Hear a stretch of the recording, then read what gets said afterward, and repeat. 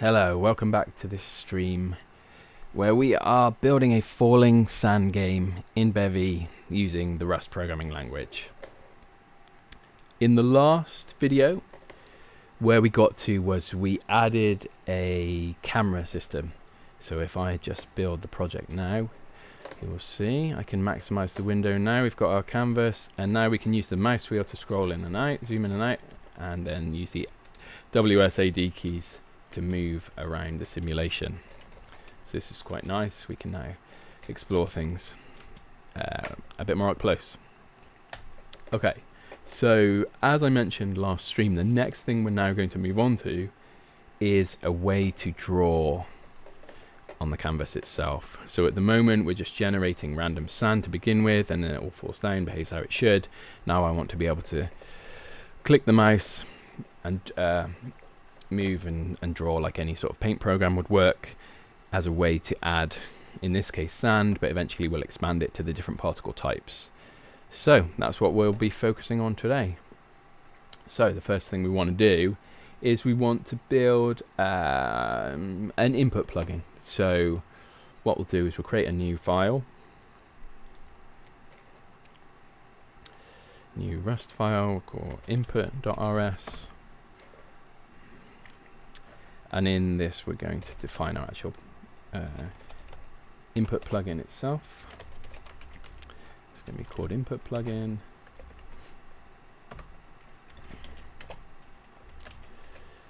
Implement plugin for input plugin. And really we want to get it in the module tree. So we'll add that to our lib.rs, go back there, yeah, hopefully it's alright. Now we should be able to import what we need for plugin. Come on. Yep, Bevy app plugin.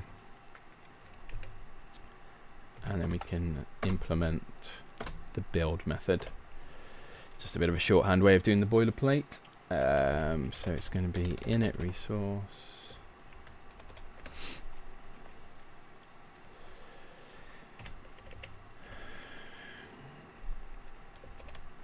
And we're going to call this drawing params.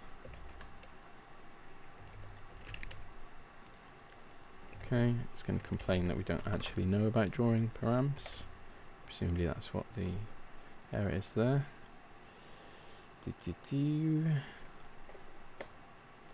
Oh, hold on.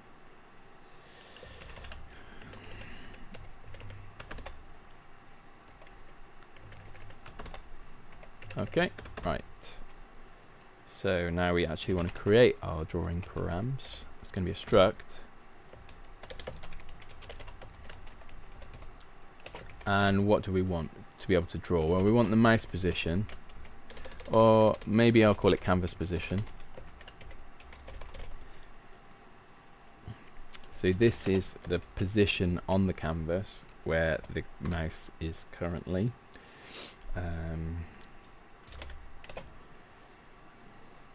I'm calling it canvas position because I want it to be somewhat abstract, because in future we're going to add touch controls, because we're going to build it for tablets eventually. And then we want basically just a ball to say, are we drawing? You know, is the mouse down or whatever? And we will have the previous canvas position as well. That's going to be a vec2.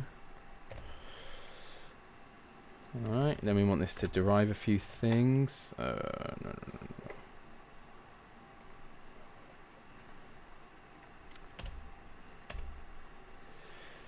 So we're going to derive default, and we're going to derive a resource because we want it to be a resource. We want to be able to extract resource and clone. Vec2 needs to be brought into scope as well. Not from access kit, from Bevy math. Okay, and then we're going to write our actual system, our method, which is going to be called update input state, for want of a better name at this point. Okay, and then we're going to have a window. We want the window, right?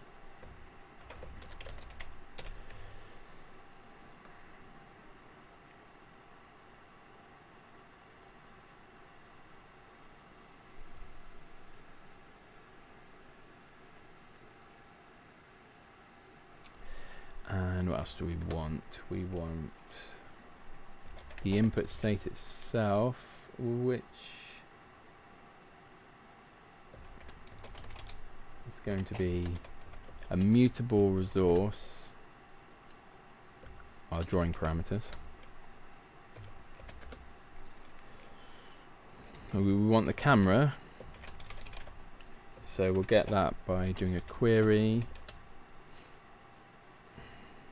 for camera and the global transform, because we'll need that to translate between window space and canvas space, essentially, and that's going to be a tuple. Alright, let's bring some of these things into scope. Bevy window, cool, yeah. Global transform as well. Alright. And then we also are going to have mouse button input events. Event reader of type mouse button input. So this is going to give us the current state of the mouse buttons.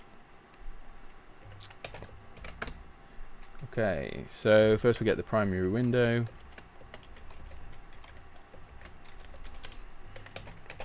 Using our window query. Get single. Let me hover over that to get the tooltip. No, we'll select it though. There we go. Returns a single read-only query item when there is exactly one entity matching the query. If the number of query items is not exactly one, a query single error is returned instead. So we know we've only created one window, so this is going to be fine. Okay, but we need to handle the fact that it might return an error, so we just do nothing in the case of that. Now we want to get the camera and the transform. Camera and camera transform is camera query get single. Again, we know we've only got one camera.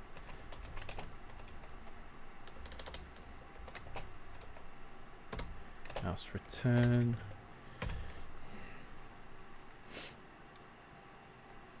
Okay.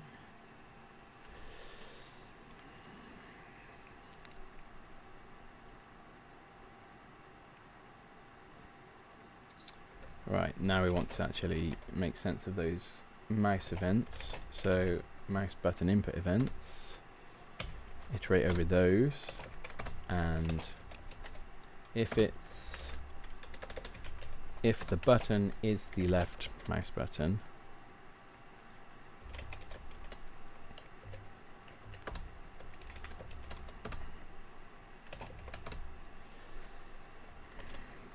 we're going to set our is drawing state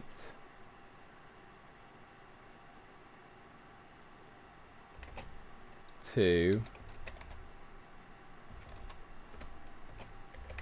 comparison between the event state and the press state,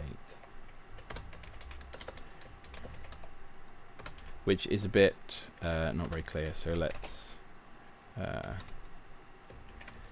set an intermediate variable just to make it a bit clearer. So if the event state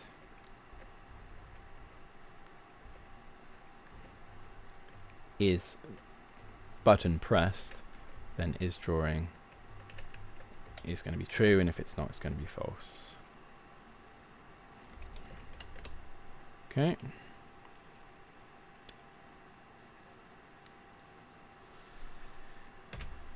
Alrighty. So that covers our mouse button state. We now want to get the mouse position. And this is basically you do primary window cursor position. Alright, and that gives you the cursor position. But this gives you the position in the window, and what we want is the position in the canvas.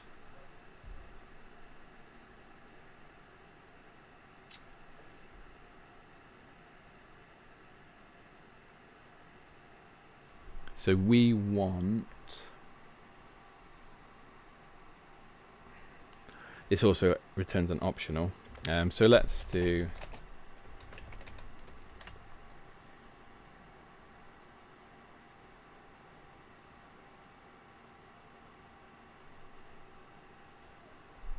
we'll call it world position.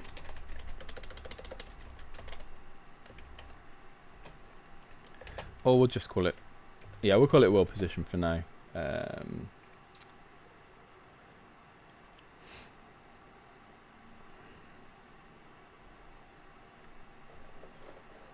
If let that, then we're going to do something. But we don't just want the cursor position, we want the actual position from the window and camera. And here's where we can look this up. So there's this website called the Bevy Cheatbook, which is bevy-cheatbook.github.io. It's got all kinds of useful things that you can do. Show frame rate in console, custom camera projection, lots and lots of different things that you might need to do in your Bevy project. Common pitfalls, intro to ECS, all kinds of cool stuff in here, well worth having a look. But the particular thing we want is convert cursor to world coordinates. Alright, so if you have only one window and it's a 2D game, as is the case for most apps and games, you can do this. Alright, so you see we're querying the primary window again. Getting the camera single. This is actually nicer. We could change our query to do this instead.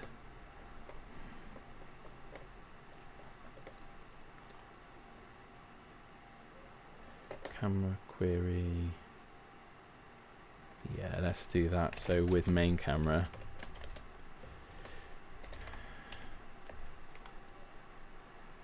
Alright.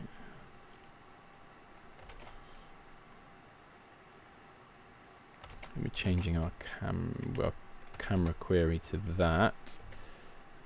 Import with, so we get that. That's nice. So that means we don't have to do this crazy get single stuff. We can just do it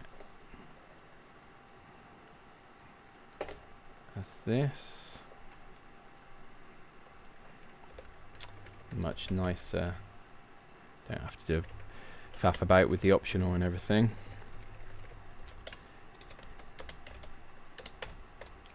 Single. That's a bit tidier, isn't it? And then the same with the window. We can actually do it with primary window. Right, so we query for the window. That is the primary window. See it? Ampersand there? No.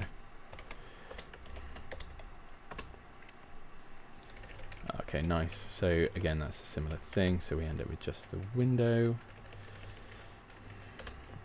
And our window query single.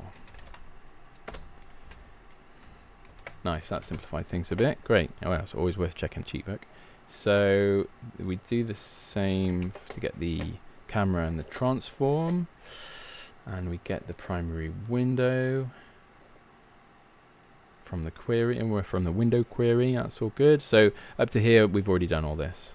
We've already done, this is in our code. And now we want to do, check the cursor is inside the window and get its position. Then ask Bevy to convert into world coordinates and truncate to discard Z.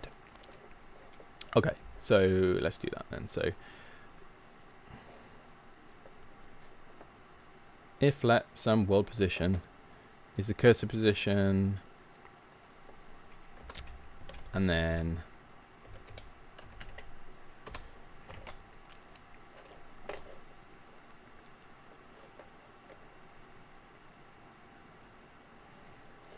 so we do camera viewport to world, camera dot viewport to world using the cursor, which is passed into this anonymous function here, this closure.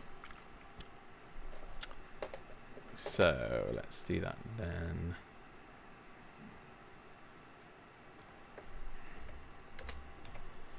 Where's my pipe? There it is. The camera viewport to world. Oh wait, there is a 2D version. Let's have a look what that does. Turns a 2D world position. Useful for 2D cameras and other cameras with orthographic projection pointing along the Z. But that could potentially work for us, I think, actually. Then we won't have to truncate. Let's try it, shall we? See what happens.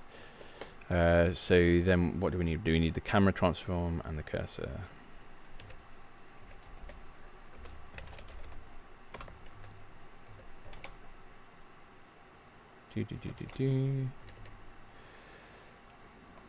Okay.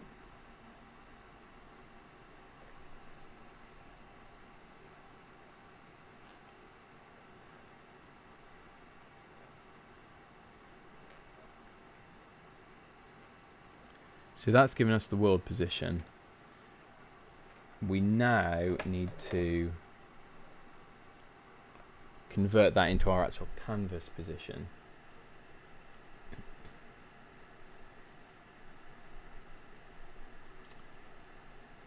So let's do that here. So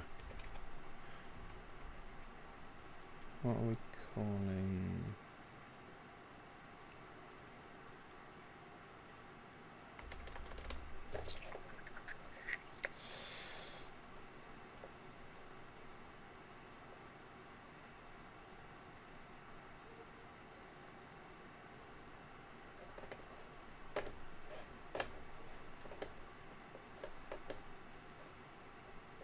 Oh yeah, input state, of course. Input state, canvas position, and this is going to be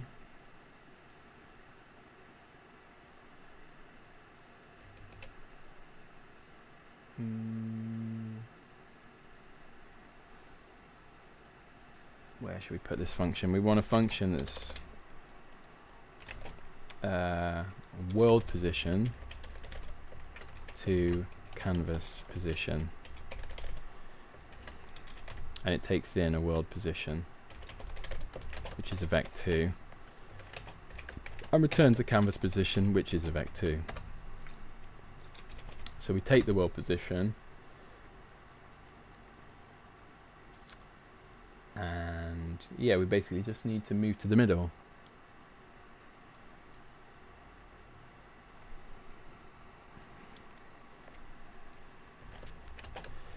So create a new vector2 with the simulation size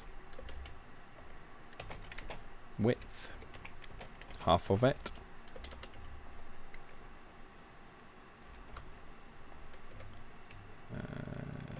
Let's indent that a bit nicer. So that's the X, and then for the Y we will do the same, but it's the simulation size second item of the tuple, and half of that. So relatively simple, but nice to have that. So world position to canvas position, world position. Okay.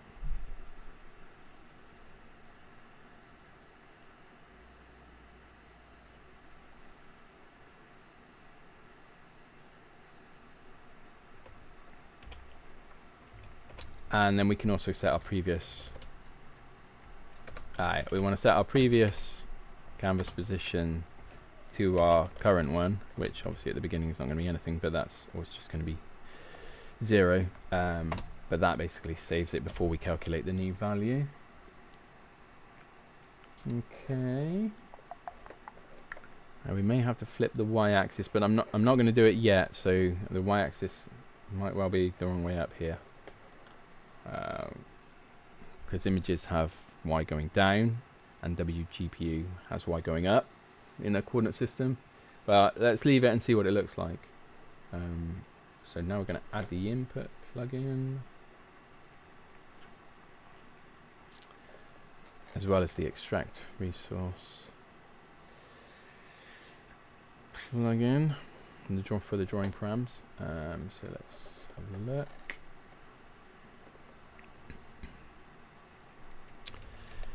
So let's add plugin extract resource plugin of type what was it, input? No, drawing params.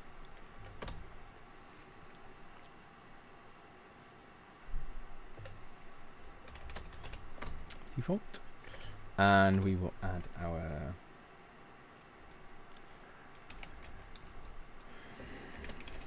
plugin input plugin.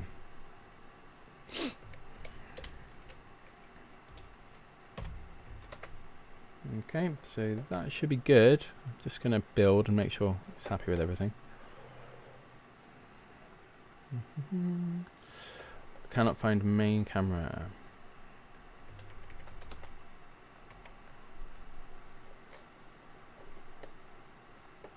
Interesting.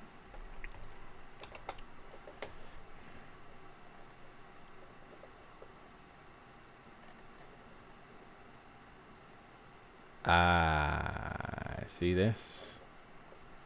Extract to main camera. So, we need to add a marker component to our camera here. That's okay, we can do that. So let's have a look. Where are we? Add system camera controller. I think it's actually in our pipeline, isn't it?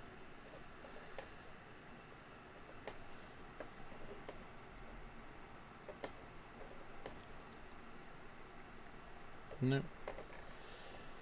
Where do we set our camera?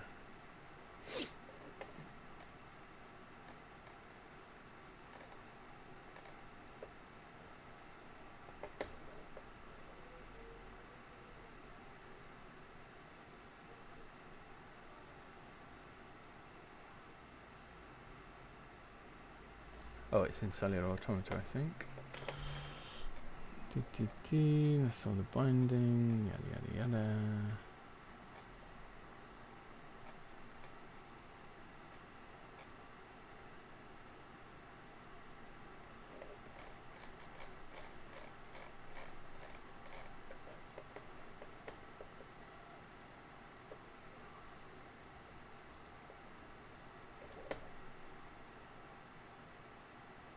No.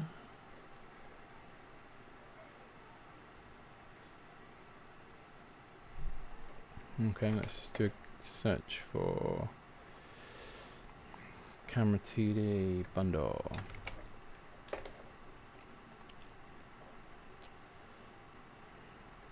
Just do Command F. And I think it's finding files, find usages.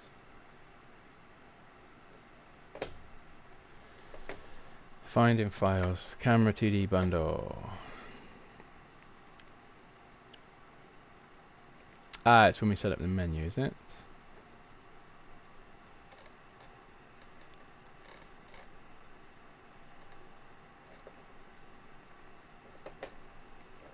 In menu. Yeah, fair enough. You should probably refactor that at some point, but let's keep that there for now. And what we want to do is just have the, like I said, yeah, so the marker component, just going to call it the main camera.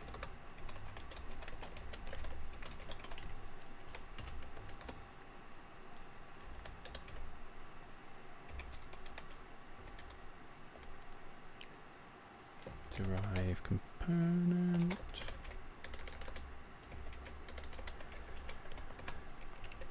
Okay, and so, I did have parentheses.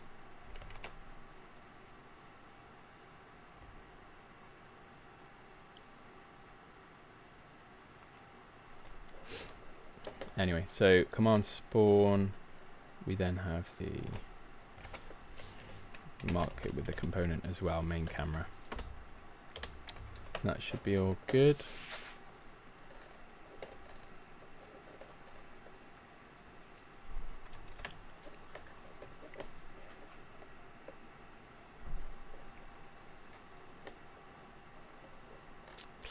And we'll need that to be, that's going to be in menu, isn't it?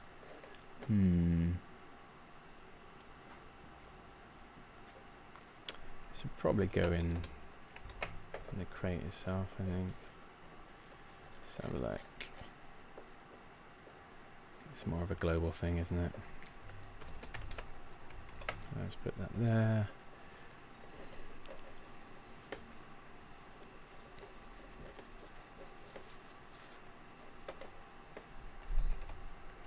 Crate main camera. And then create main camera there. Are we good?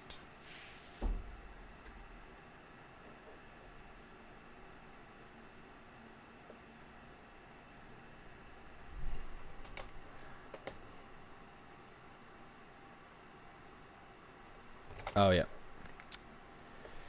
It's a tuple.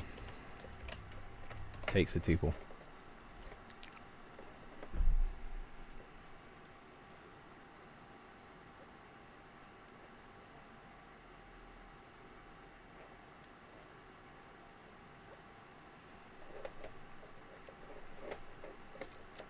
Main camera to declared as private. Okay, we did not want it private. It's all a bit messy. I will probably clear this up at some point, but just let's get it going to begin with.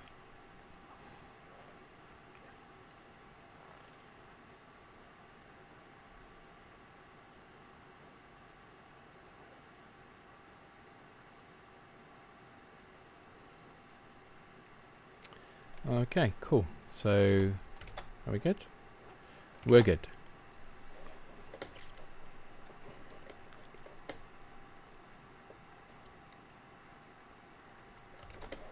So back to input. So now that we're doing the main camera, we know that it is just the main camera, so that's all good. And then canvas position. Yeah, we're happy with that. Okay.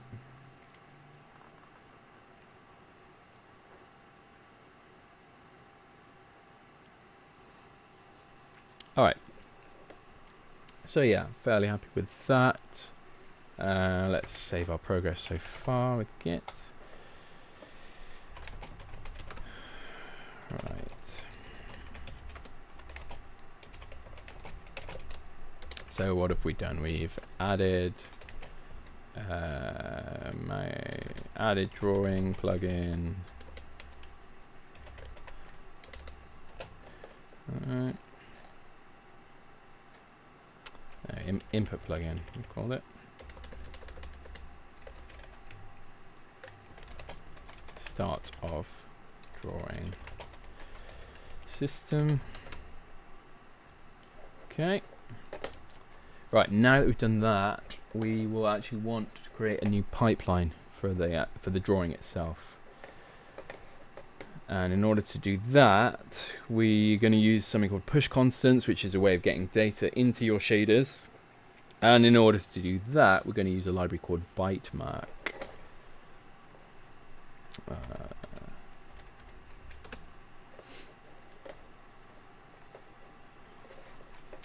This library.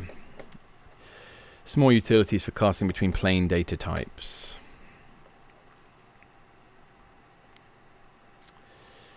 Alright, so this is just a way of basically converting the data into raw bytes that we're going to need to push to the shaders.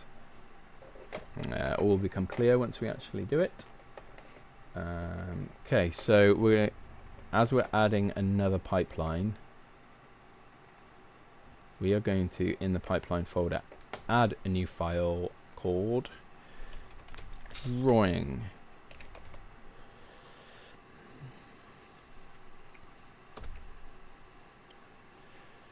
Okay, so right, let's get going with this one. So this is going to be the cellular automata drawing pipeline plugin. And maybe I'm just going to call it drawing pipeline plugin because not really specific to a cellular automata. We might just be writing a paint program, right? Yeah, with normal plugin business. I'm just going to put it in the module tree.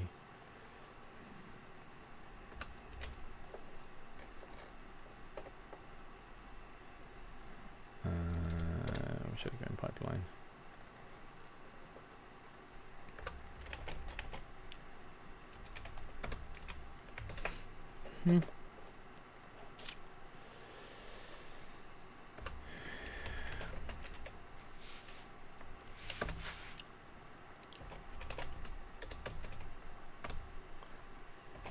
The usual when making a plugin, we want to implement the build method.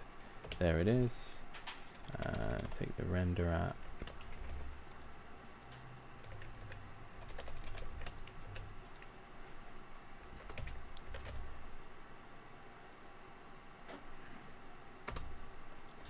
In our drawing pipeline itself.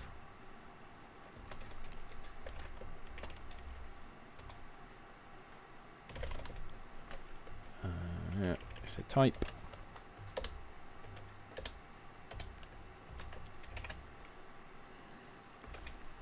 And then add system.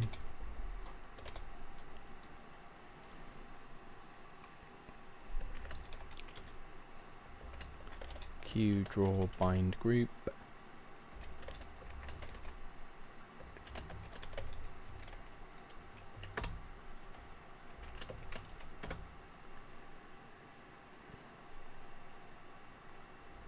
It's going to look very similar to our actual cellular automata itself.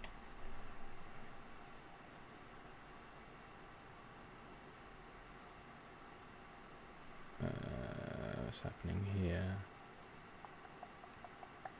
Yeah, that's mutable. Okay, what's it complaining about?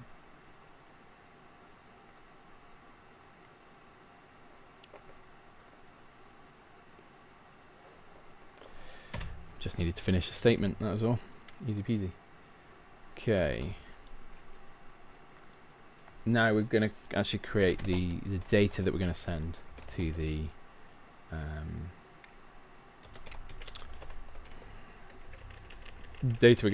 compute shader. So drawing push constants. And it's going to be draw start. It's going to be an array float 32s because it's just coordinates, right? Same with end.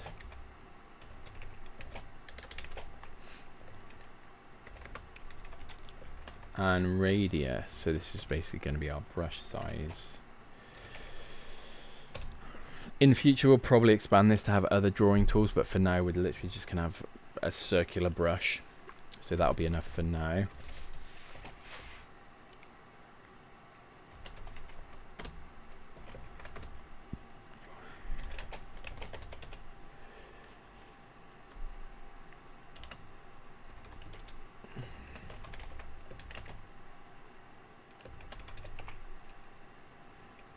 Okay, and then we're going to make a make a constructor method that takes in Bevy types and converts them to the types that we want to pass to the shader.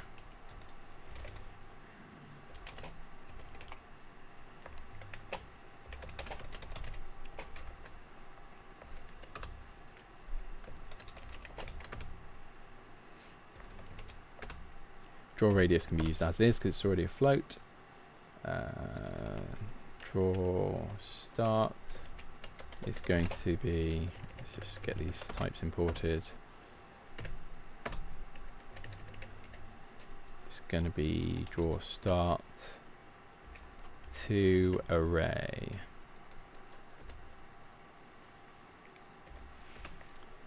Draw end, it's going to be draw end to array.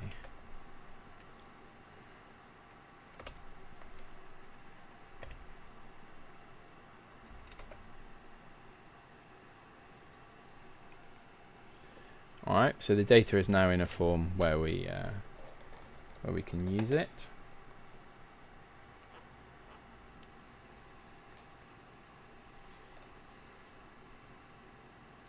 Oh, we want to derive a few things as well. Well, first of all, we want this to be, we want to force a C representation on this to make sure it is laid out exactly how we've specified in the struct. Yeah, that's important for actually converting it to bytes. Casting it to bytes, I should say. It will be stored as bytes. We're just going to cast it. In order to do that, we need to actually represent it. It's this C equivalent representation in memory. And then we're going to also copy, clone, and here's where bytemuck comes in. I'm going to use this pod derivation and zeroable.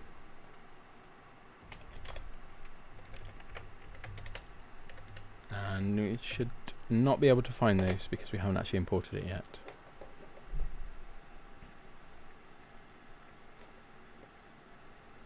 Okay.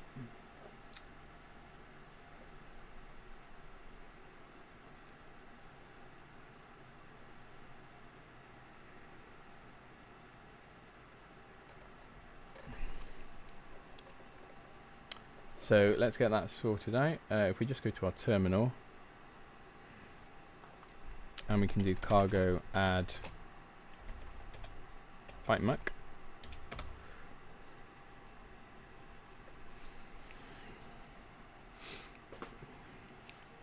The alternative would be to go into the cargo tuple and add bytemuck there. I just wanted to show you there's another way to do that. And now if we actually have a look, we now have bytemuck on this version here.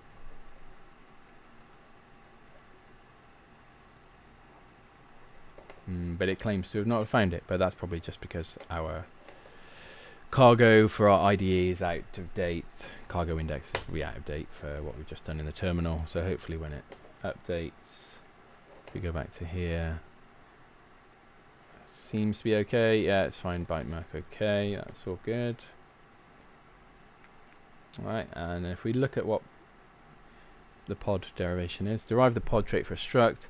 The macro ensures that the struct follows all the safety requirements for the pod trait. Following constraints need to be satisfied for the macro to succeed. All fields must implement pod. The struct must be C representation or transparent.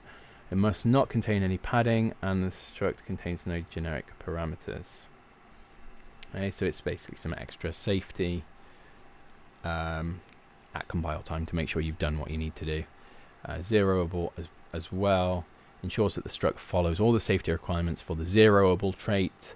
The following constraints need to be satisfied for the macro to succeed. All fields in the struct must implement zeroable. And yeah, sure enough, arrays of 32-bit floats do in fact implement zeroable. Okay, cool. So that's that ready to go. Now we are going to actually move on to the pipeline itself. So let's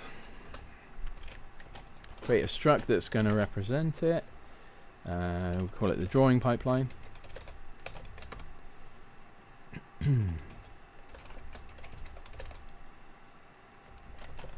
this is going to be a cached compute pipeline ID. And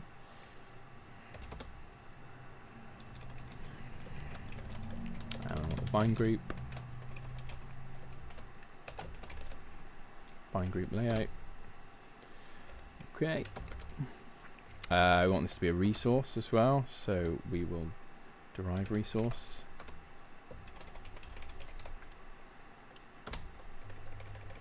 Jolly good.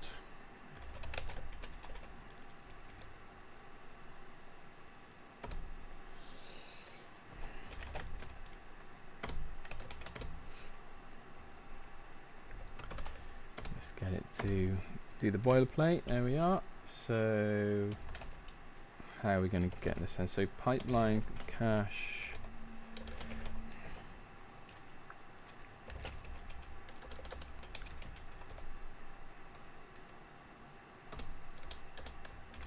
Get like this.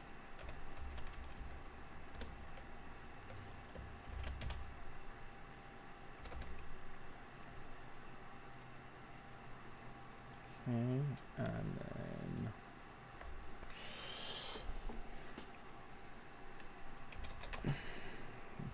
create the draw bind group layout by doing world getting the render device,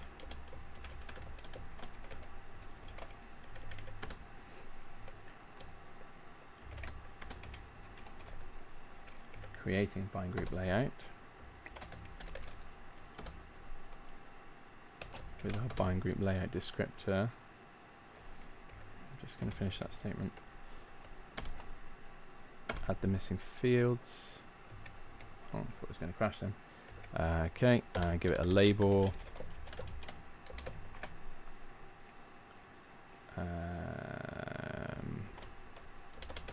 Drawing bind group layout. And then the entries, bind group layout entry. Fill in those fields. Yeah, binding 0 is good. Visibility is going to be compute, shader, stages, oops, compute, yeah, and type is going to be storage texture.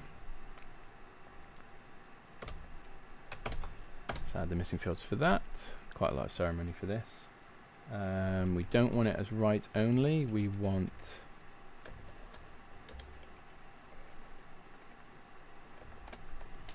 read write.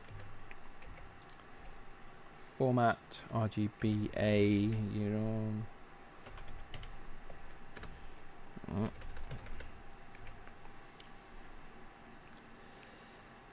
And view dimension, we want oops. Moved my window onto a different screen.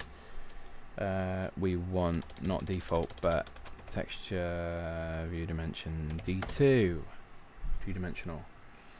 Count none, that's fine.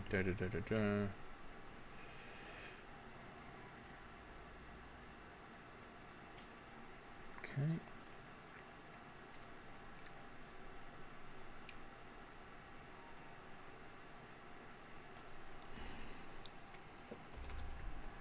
And then we will brush shader. I'm going to call this drawing shader. World resource. Get it from our asset server. Load. And we're going to put it in shaders and call it drawing.glsl. Oh, sorry. WGSL. Web GPU shading language, not OpenGL shading language. Okay, so now we can actually create the drawing pipeline by using the pipeline cache, queuing a compute pipeline, compute pipeline descriptor.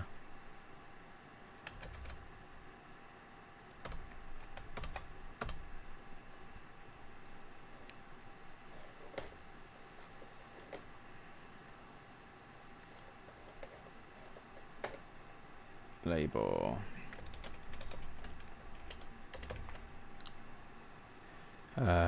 Drawing pipeline. Layout is going to be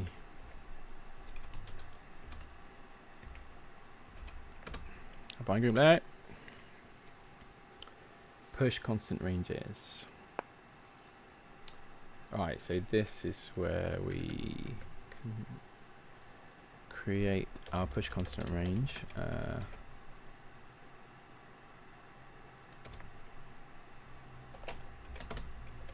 should be an array.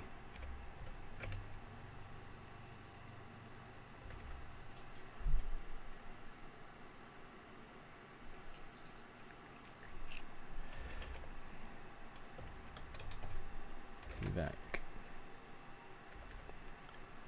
Okay.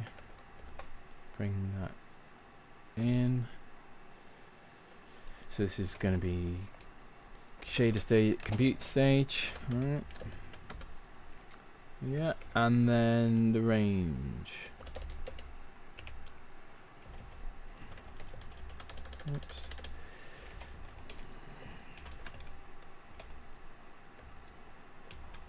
Just literally going to get the size of our drawing push constants as an unsigned 32-bit and convert it to vec.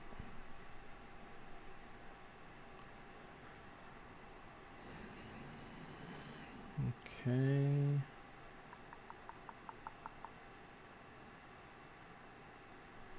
Shader, that is not going to be default, that's going to be our actual drawing shader. Shader defs can be left, and entry point, we are going to call it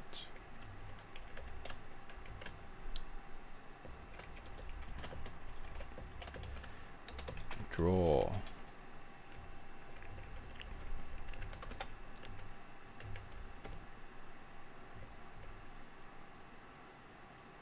Okay. Let's finish that statement. Now we can finally actually create our drawing pipeline. And use that and draw bind group. I'm going to rename that to drawing bind group just to match the others. Shift F6 in C-Lion. And I will have changed it down here as well. Or will it though? Gets confused.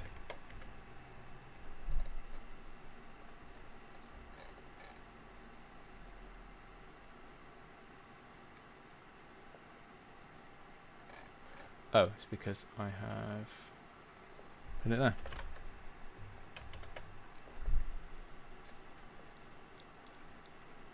All good. Right, let's just build that. Let's make sure it's happy. Because we've imported ByteMac for the first time, it's going to compile all of its dependencies as well. So it'll take a little bit longer than subsequent builds.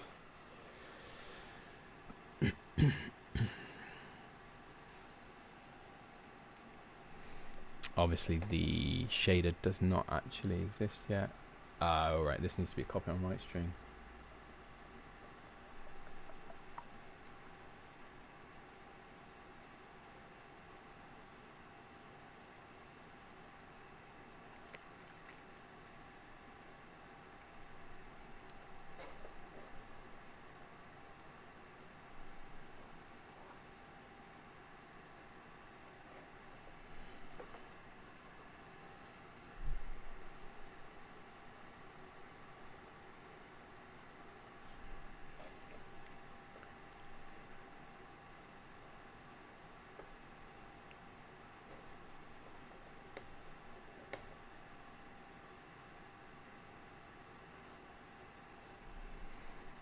Okay.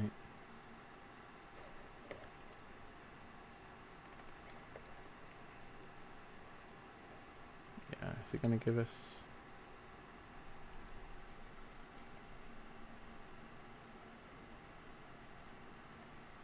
Still not happy.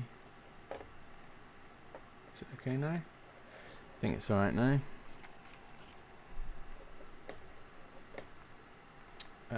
Drawing bind group.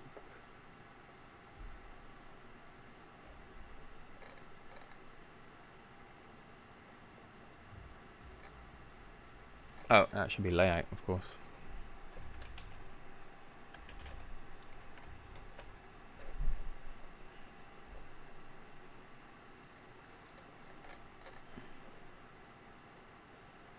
Drawing bind group layout. There we go. Alright, happy with that. Q draw bind group. I'm not sure it hasn't found that.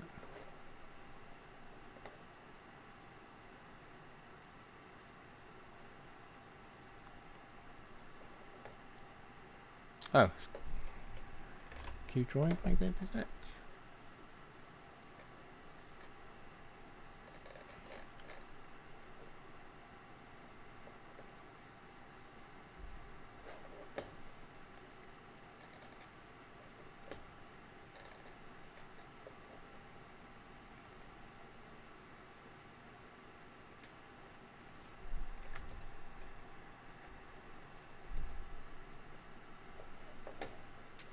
Called it something else, haven't we?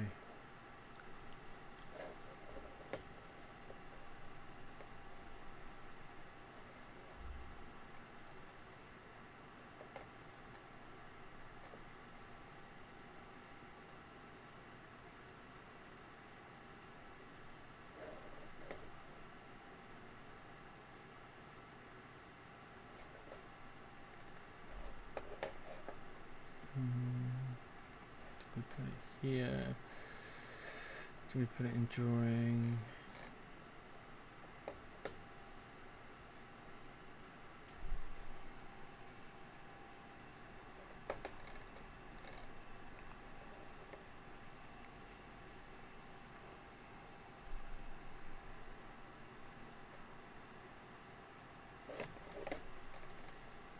Oh, we just haven't written it yet.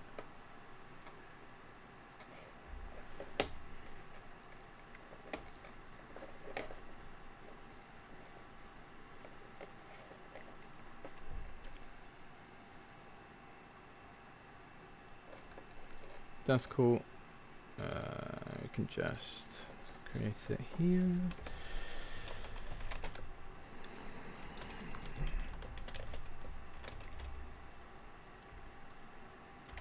Easy to get lost in what you have and haven't done when there's so much ceremony to set up a your own pipeline.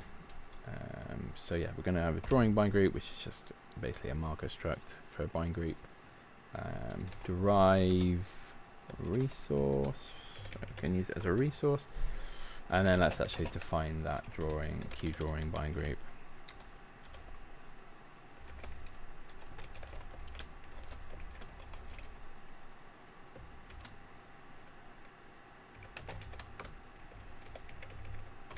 And then the parameters are going to be commands. I want the render device.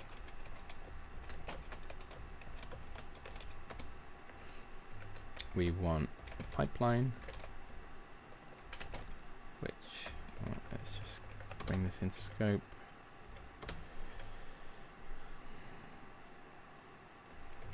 Did it bring it into scope? Oh, yeah, it did. Just a bit slow. It's the drawing pipeline. GPU images.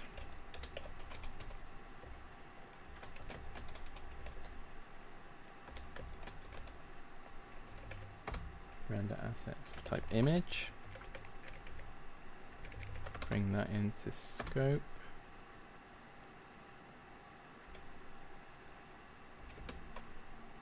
And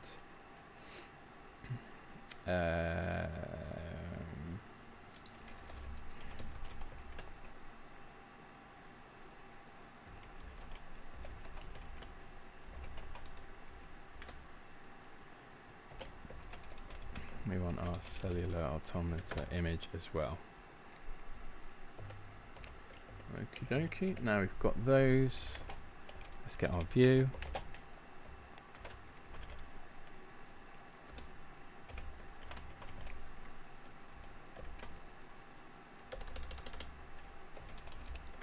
Remember, that's just a handle to the image.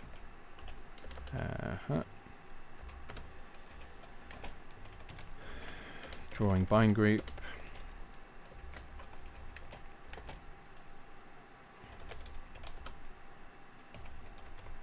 Create bind group from the bind group descriptor.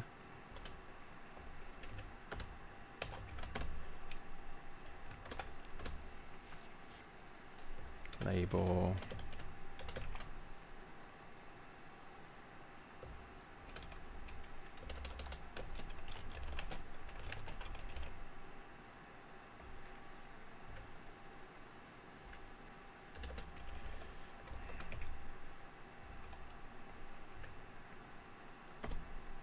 Right. And then the entries, bind group entry.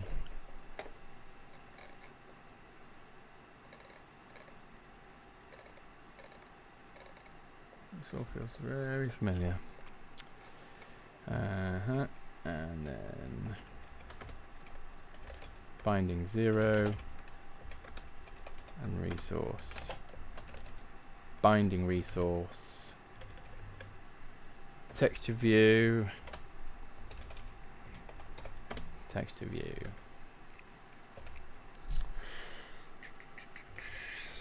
Finish that. Commands, insert resource.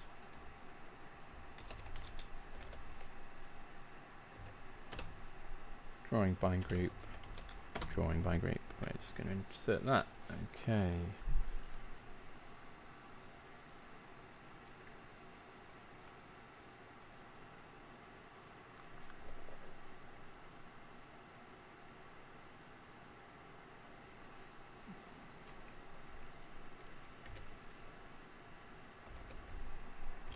Alright, now let's sort out some drawing states.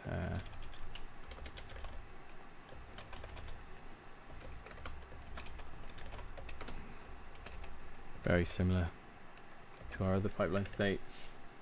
We want the nodes as well.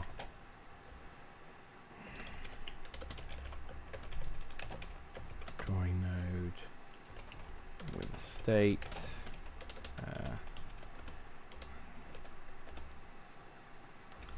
Okay.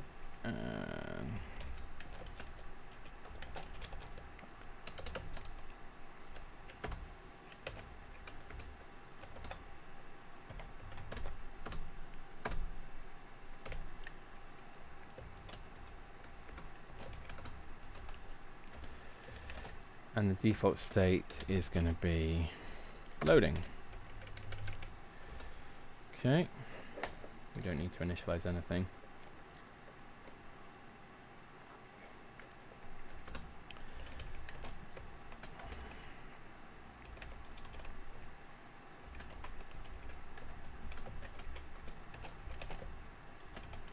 Now we can implement render graph node for it. And we want update.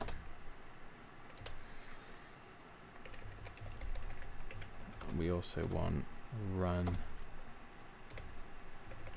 Okay.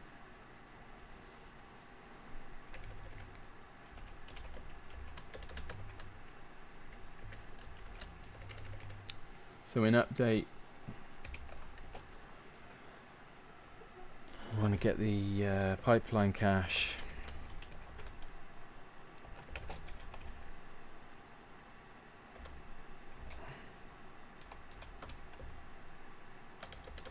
Which is a resource of type pipeline cache.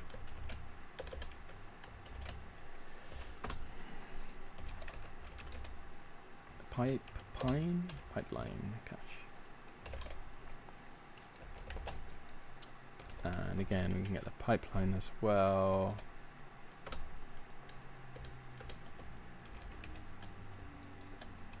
which in this case is the drawing pipeline.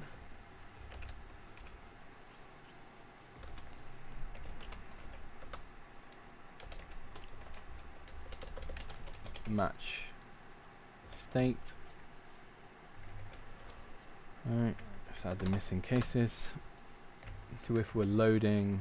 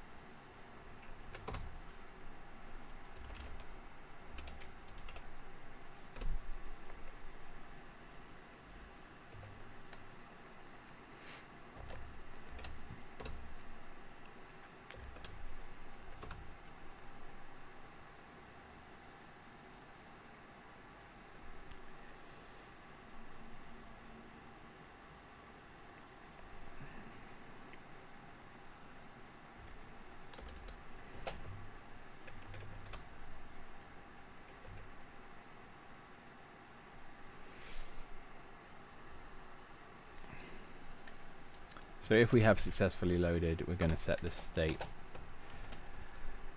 to drawing state update. Just transitioning to the next state basically. Got one too many of those. Okay, and then the update state itself won't do anything for now.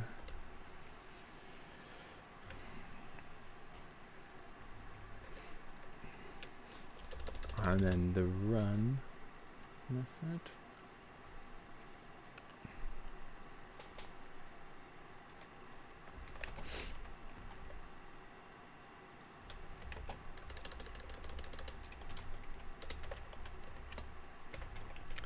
Drawing params.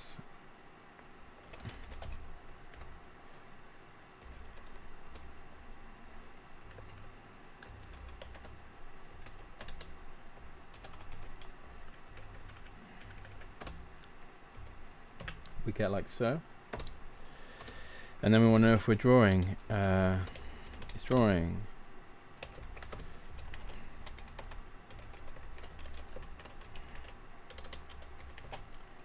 Got a texture bind group.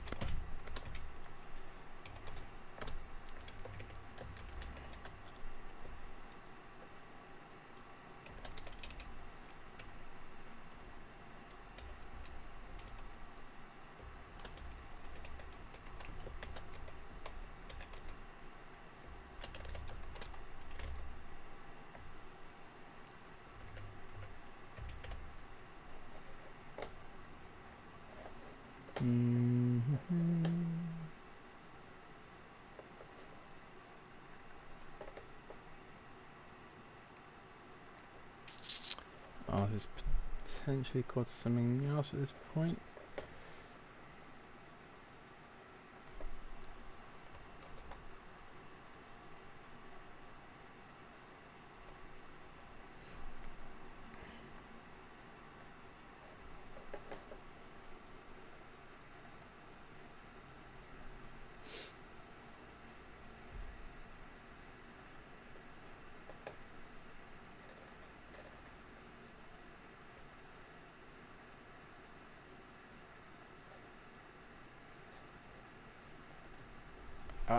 Do we call it image bind group?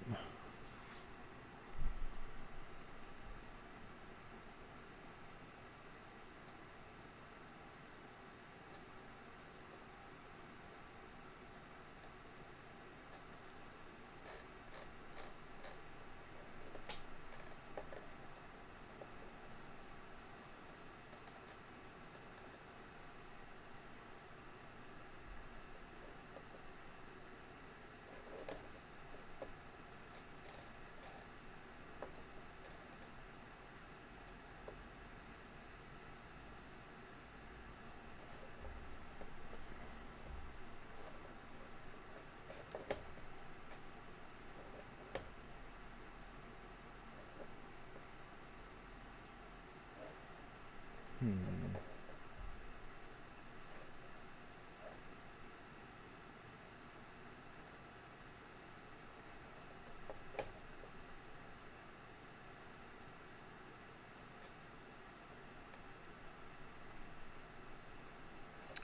think we call ours image bind group.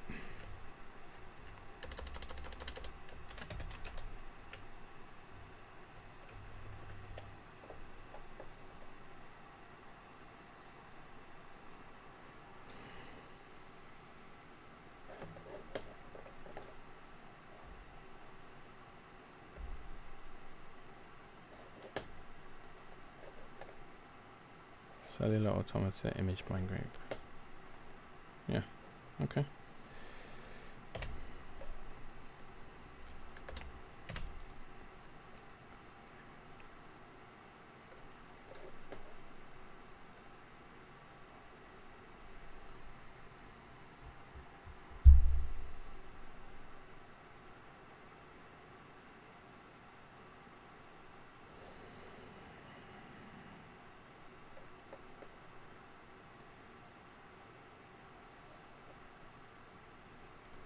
What's going wrong there?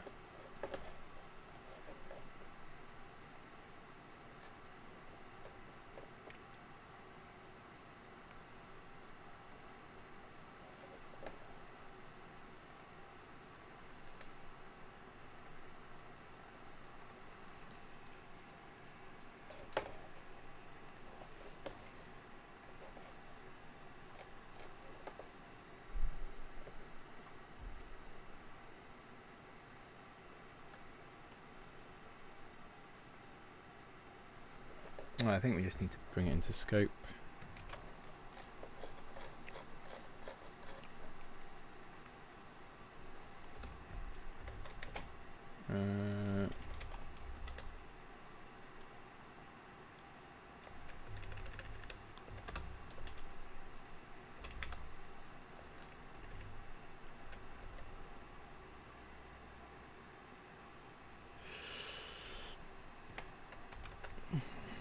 And make it pub.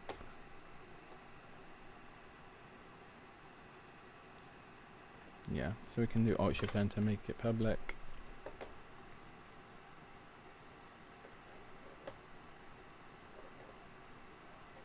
Did it work?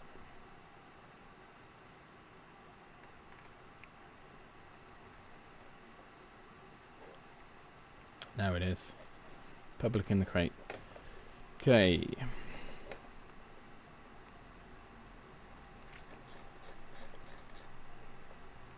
Alright.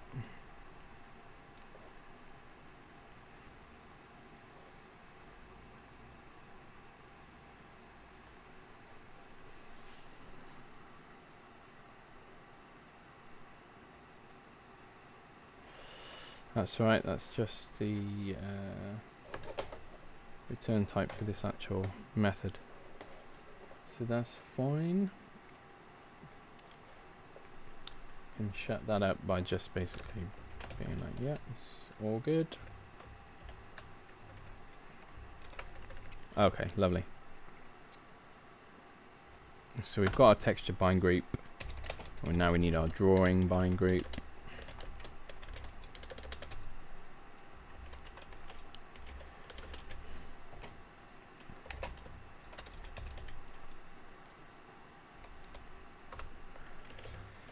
That's a resource of type drawing bind group.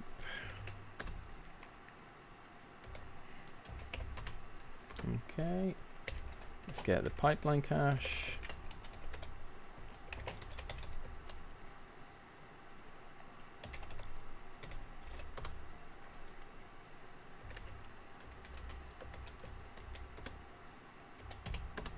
Oops.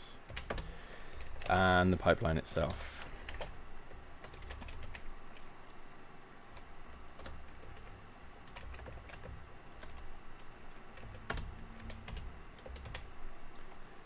Okay, let's create a pass. Give me the render context, command encoder, begin compute pass. and takes a compute pass descriptor default. Okay. Set bind group.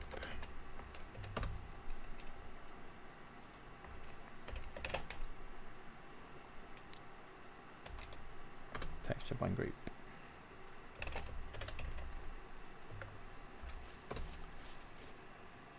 And then we'll select the correct pipeline based on the actual state.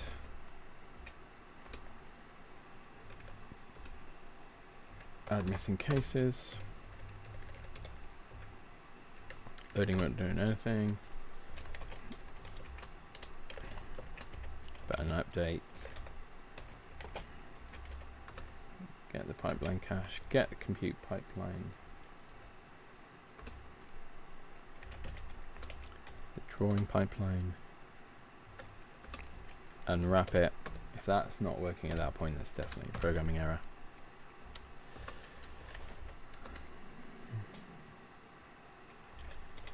And then we're going to do our push constants.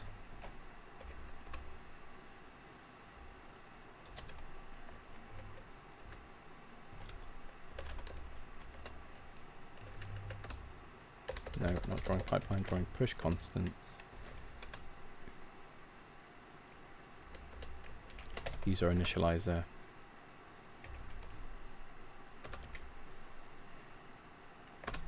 Takes the canvas position. Previous canvas position and a size.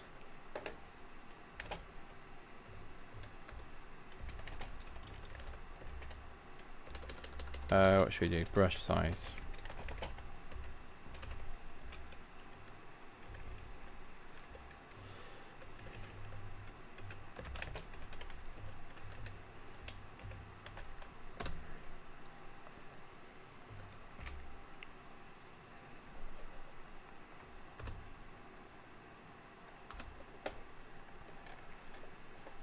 Okay, lovely stuff.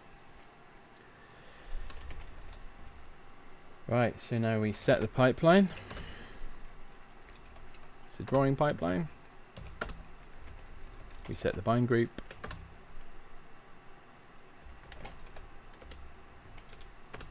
The drawing bind group. We set the push constants.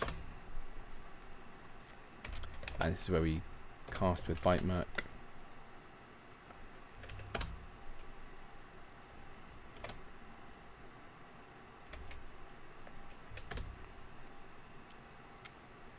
Because we've gone through all that ceremony of making sure that the memory layout of our push constants are exactly how we want, we can literally just cast the slice. And that memory is guaranteed to be in the right format, essentially. Okay, now we can dispatch the work groups. Simulation size width divided by work group size.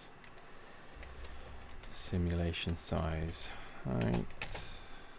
Work group size. And 1. Okay.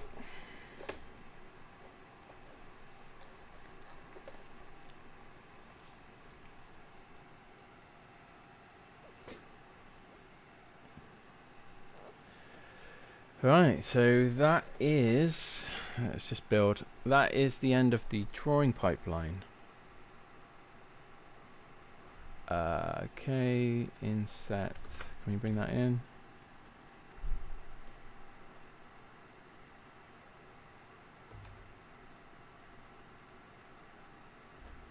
Hopefully that will be right.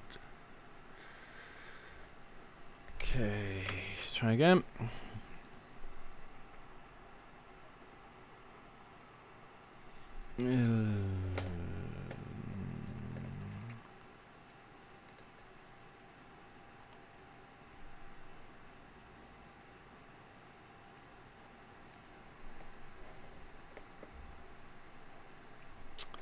Maybe that was the wrong one.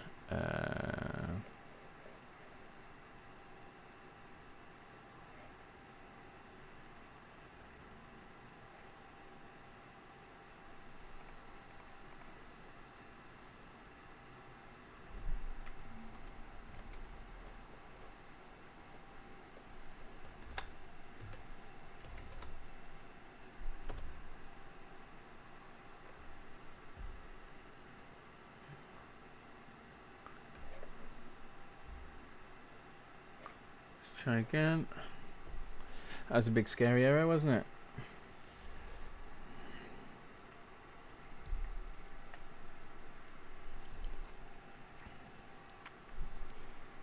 Alright, I think we're good. Hopefully. Great. Okay. We can now actually add this to our pipelines.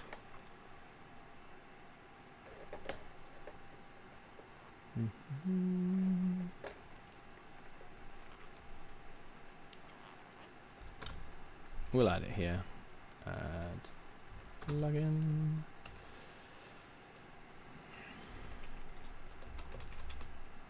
Drawing pipeline. Plugin. Okay.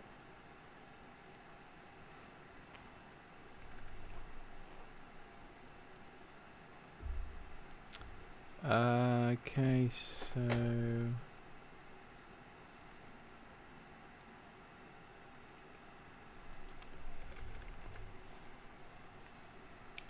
we're going to call this one the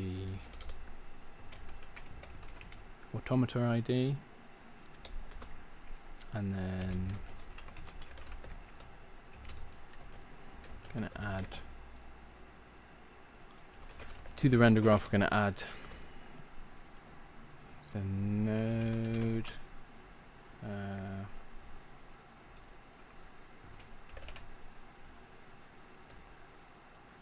drawing.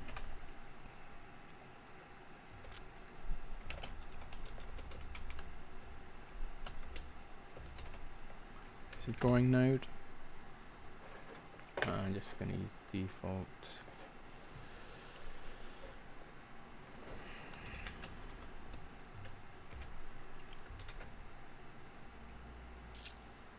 Okay.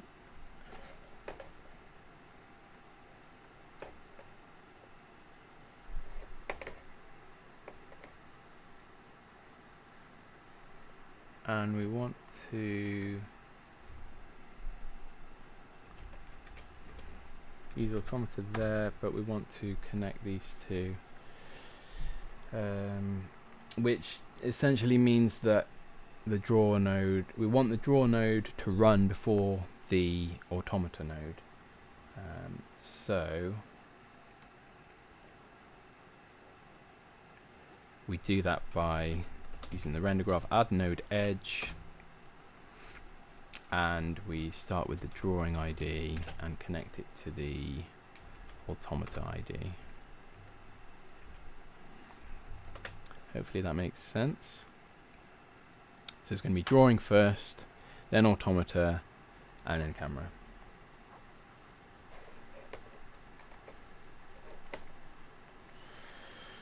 Okay, we can actually now move on to the drawing shader.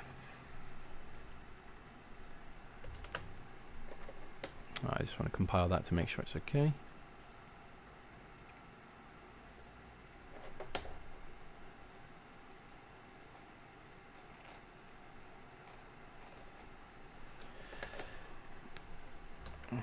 This is taking a while, isn't it? So we've been going for an hour and 20 at the butt. Stick with us. The last, stick with me. The last bit we're going to do is the shader itself. So in our shaders folder, we're going to create a new file. Don't think we actually have a plugin for WGSL, but we're going to call it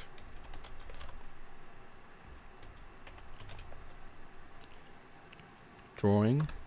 I really hope that's what we called it. Let's have a look. Yeah, drawing.wgsl. I really like that it is whinging about that. It's just a typo. Save it to the dictionary so it stops complaining about it. Okay, so our shade. No, I don't want to do that.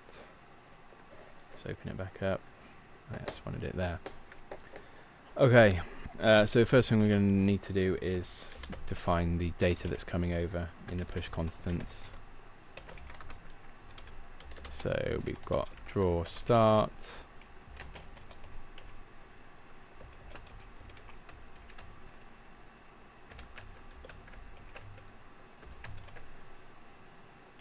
and draw end, and draw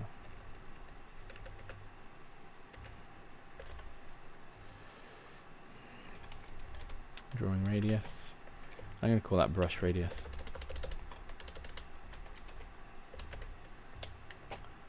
F32. Okay.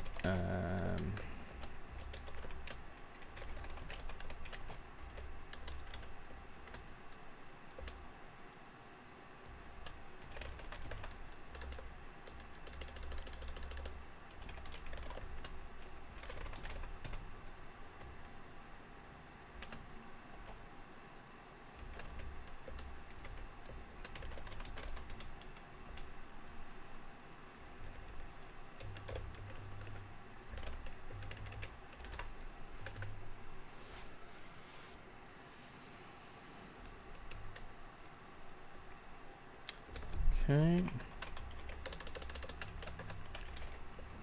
Group 0, binding 0. That's where our texture lives.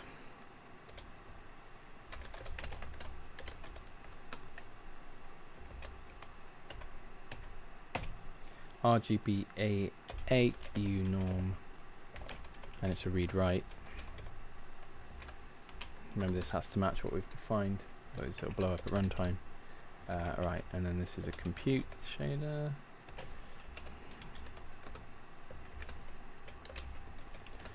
Group size will just do 881, and function is draw. That was our entry point.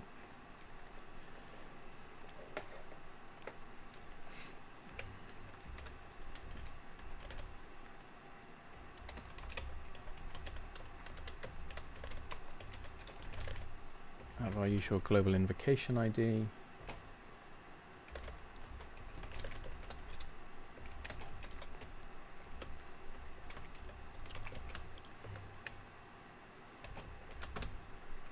Alright. So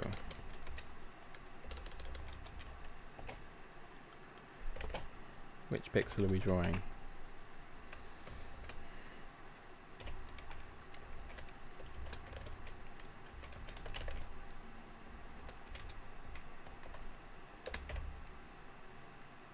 That pixel. And the size is, oops,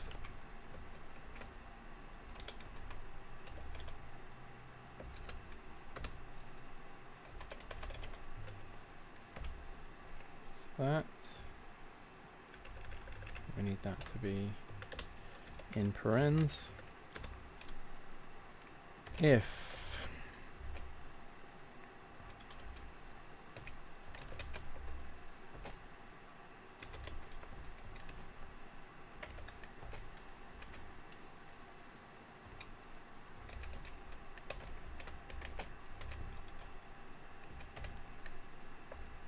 we're drawing outside the canvas, don't do anything.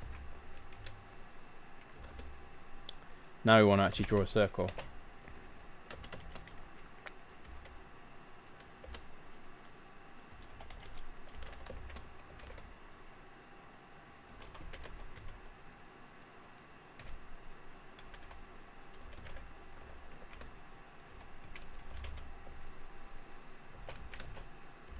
If our brush is not invisible or tiny.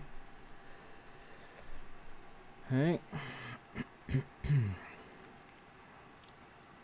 So yeah, this needs to match exactly what we're passing from the Rust side of things.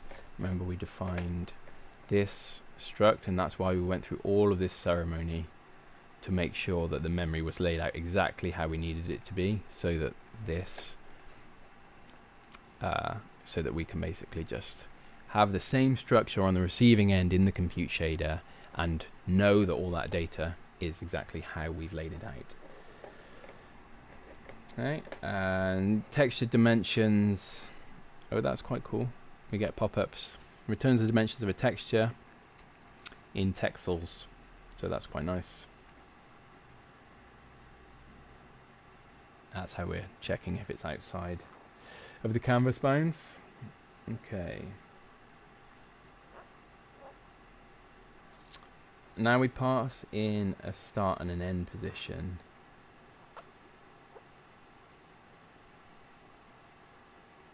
So really wanna do the average of those two. But I wonder if we could just do the end position.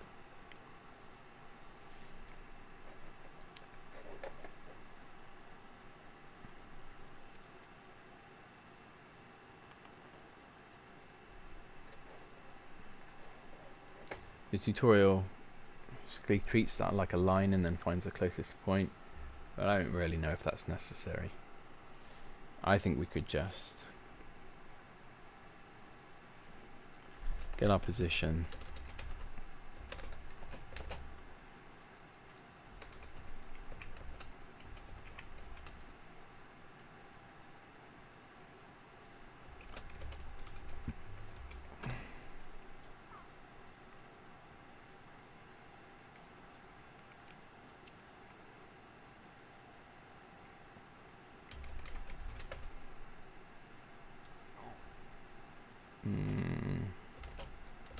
Point to draw. I may change this if it doesn't work all that well, so let's just use the drawing constants, drawing end, which is going to be the mouse position, this current frame with the button held down. So yeah, it seems like it would make sense to me.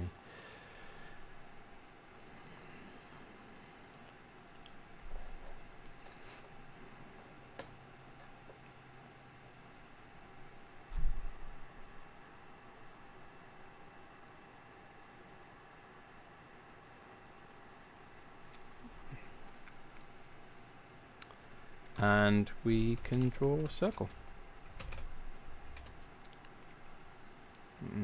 So we want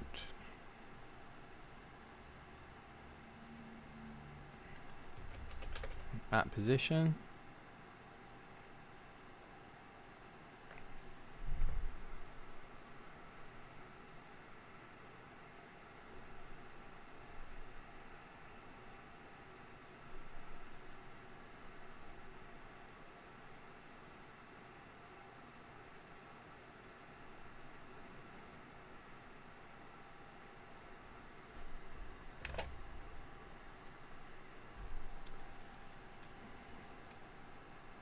Point to draw.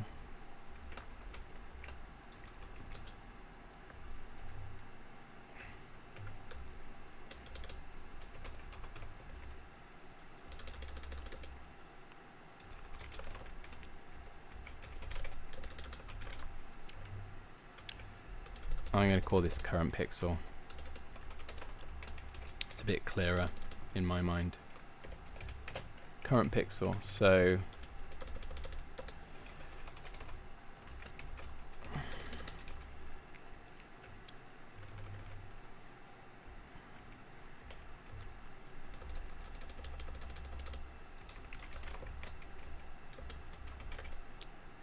we're checking the current pixel, we're using that as the drawing position, and we want the radius as well.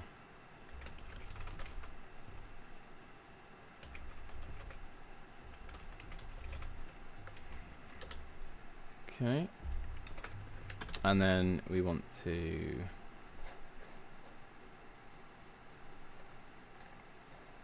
actually implement this draw circle method. So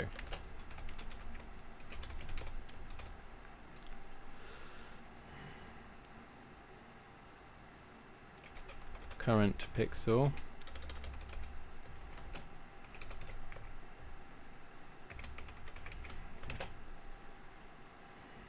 drawing position.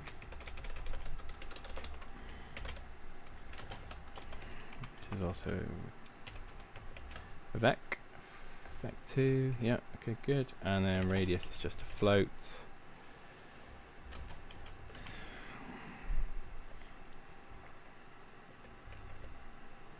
I'm going to actually call this the center of the circle. Okay, so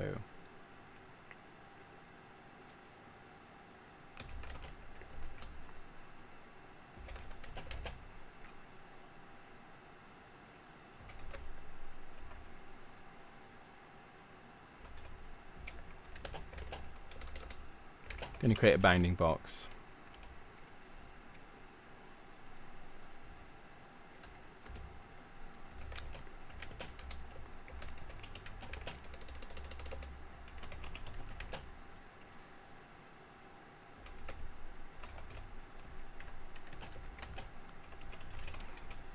By adding the radius each side of the center point. Hopefully that's making sense. So this is going to be center x minus the radius, and sure enough for the x max we're going to plus the radius. Okay. So if our current pixel x value is greater than or equal to the minimum, x minimum,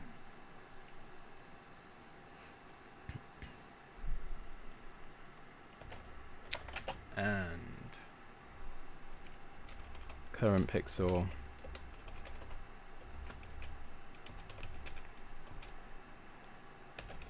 less than or equal to x max, this is just a is it inside the bounding box query basically. Alright.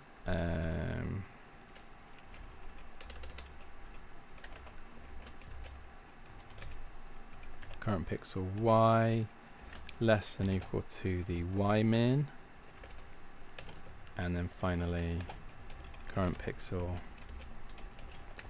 greater than or equal to, wait, hold on, less than or equal to y max.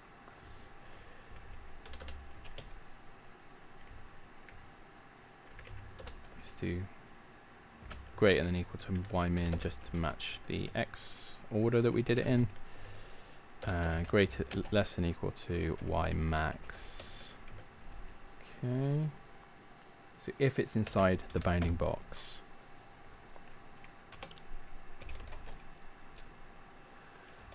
we're going to get the distance. So that's the distance between the current pixel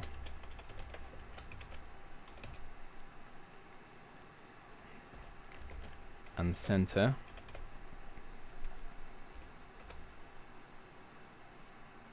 It's I want the length of that, because that's just the vector. And if I'm going to round it, if that distance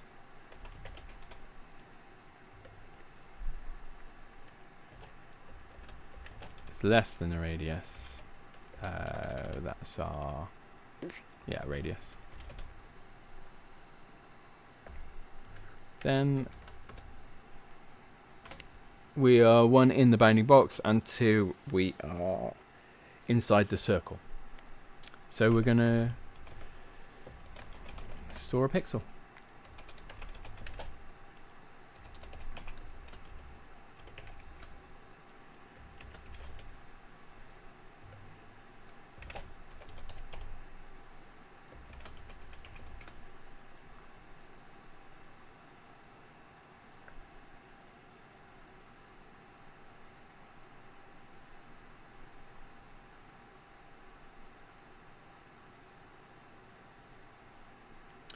And if you remember, our definition of sand is at the moment just purely done by this rather janky load of constants here. So I am just going to duplicate this and for the time being and put it in our drawing shader.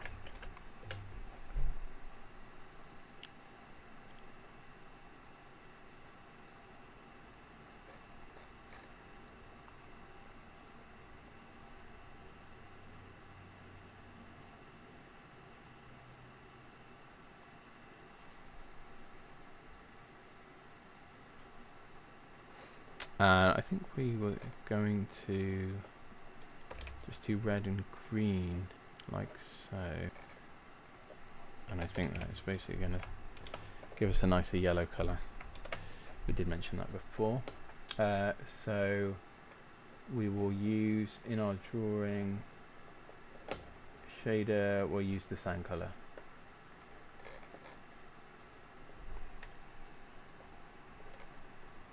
Yeah, we don't actually need to cast it because it already is a Vec 4.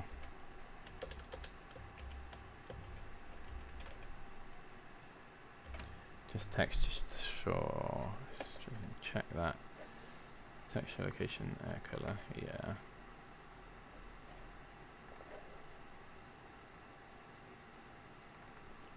Oh, this is the current pixel.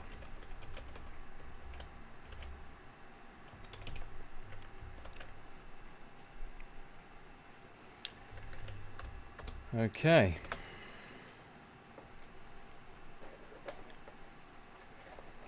So that is now that method that we're calling, that function. And let's see how we go. Big moment of truth. That was a lot of work to get all of that up and running.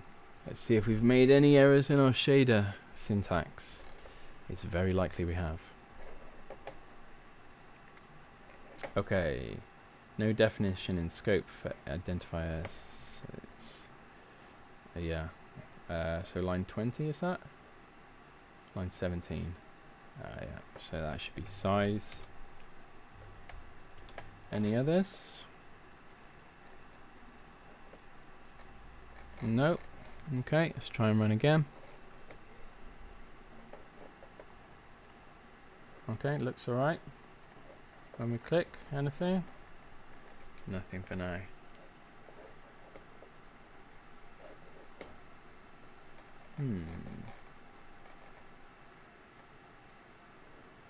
Update input state is never used.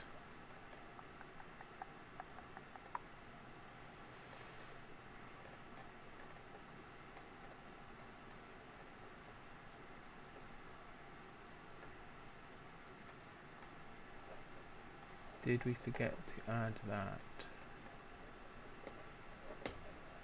It's very likely we forgot to add that. I'm just going to close that for now.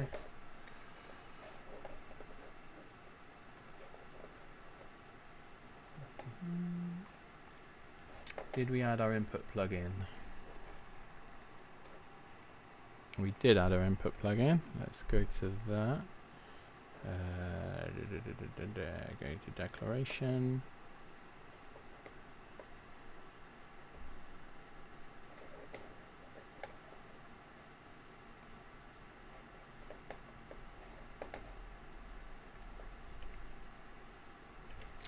Sure enough, we didn't add the system.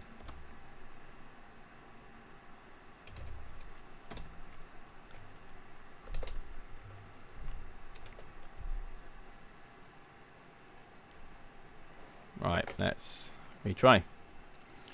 Yeah, it would help if we actually updated the input state if we want it to read the input state and update it, which is kind of what we need for it to draw.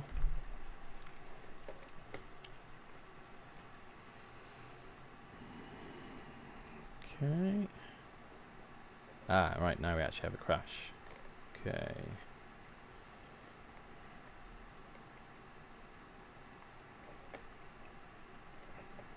No entities. No entities with the main camera.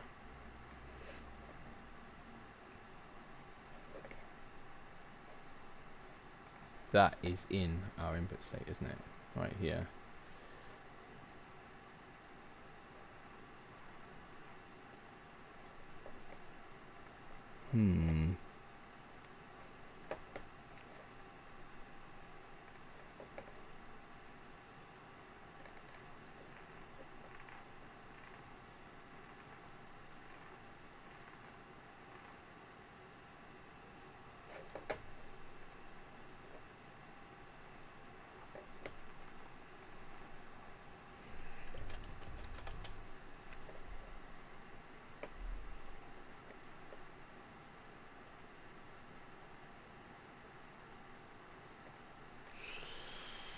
Camera plugin. Yeah, that's just moving the camera. Aha. Where's this? So that's in menu.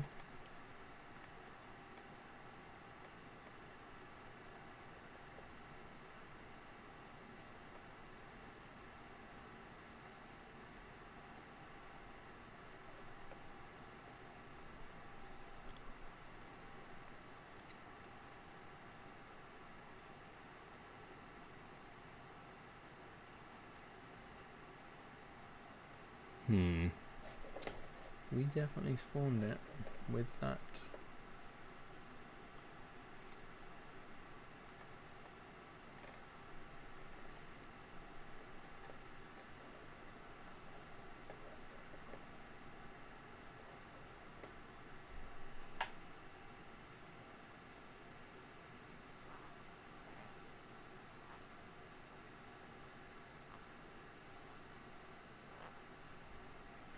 I really don't like that the menu is doing that. It's really quite annoying.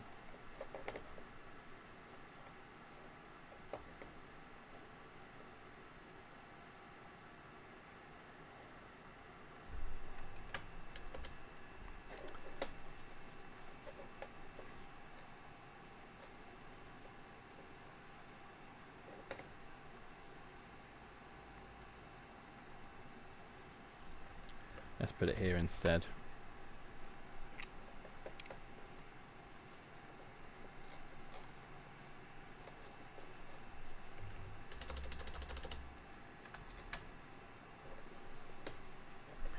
I don't think that's actually going to fix it, but I just want to tidy that up while we still can.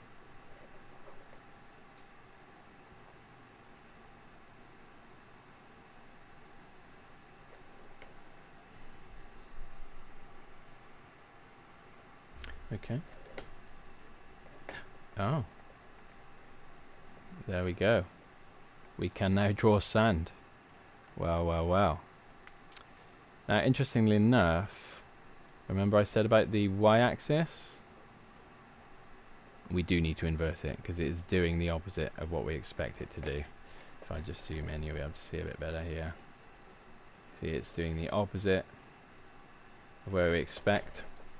So that's alright, let's do that in the drawing pipeline. Where are we?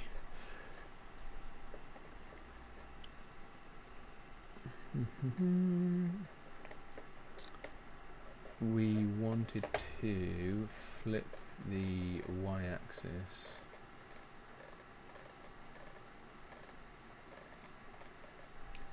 Was it here? Where was it? Where was it?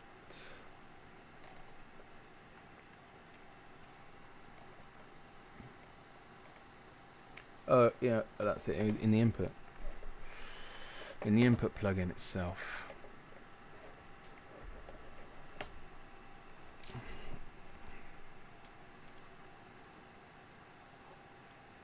So we can just multiply this by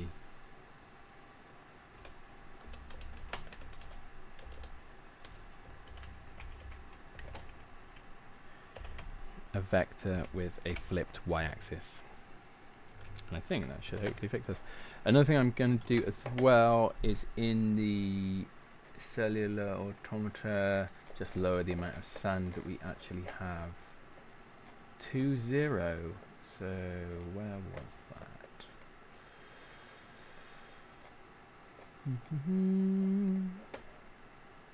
Or was it in the pipeline? somewhere.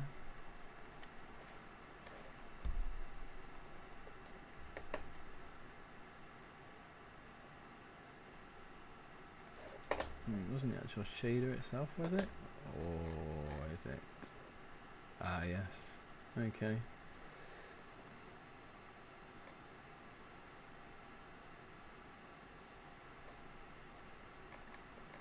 I'll tell you what, we will just put, for now, we will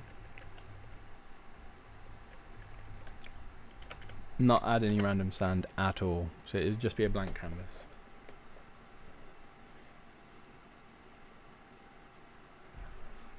I'll fix some of these warnings in a bit as well. But hopefully now that we've flipped the y-axis, oh yes. There we go. Now we can just pile sand up and up and up.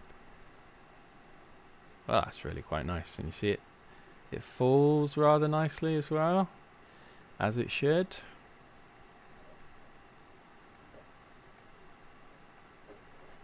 Yeah, we didn't need to do the interpolation. That works very nicely. Lovely. Let's see what it does on the edge. Oh, it just piles up. That's okay. Yeah, great. Lovely. That is very satisfying to play with already. Ha! Excellent stuff. And remember, we can still zoom in and move around and things. I do want to sort that blending because the pixel edges are a bit. Can you see that on the stream there? The pixel edges are blurry. I'm pretty sure that's just texture filtering we can sort out. But yeah, I'm pretty happy with that. That is looking quite nice. Working really well. Frame rate still seems pretty stable above. It's hovering around 500 to 530 or so still. So that is really, really nice performance wise. Remember, we're actually iterating over every single pixel in the scene there. So yeah, really happy with how that's looking now. We have falling sand, interactive. It's almost feeling like a game now. Excellent stuff. Okay. Right, let's save our work where we are. Quite a lot of stuff to add.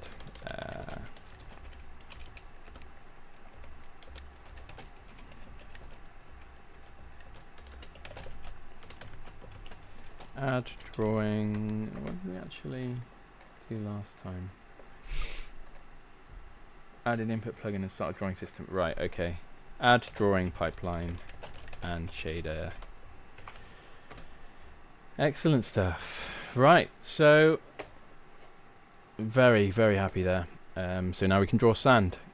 The next thing for us to add is what could we add? Yeah, so we want to sort that texture filtering issue next time, and I think it would be quite nice to see if we can get a build going on a tablet. So we might have a look at doing the iOS build.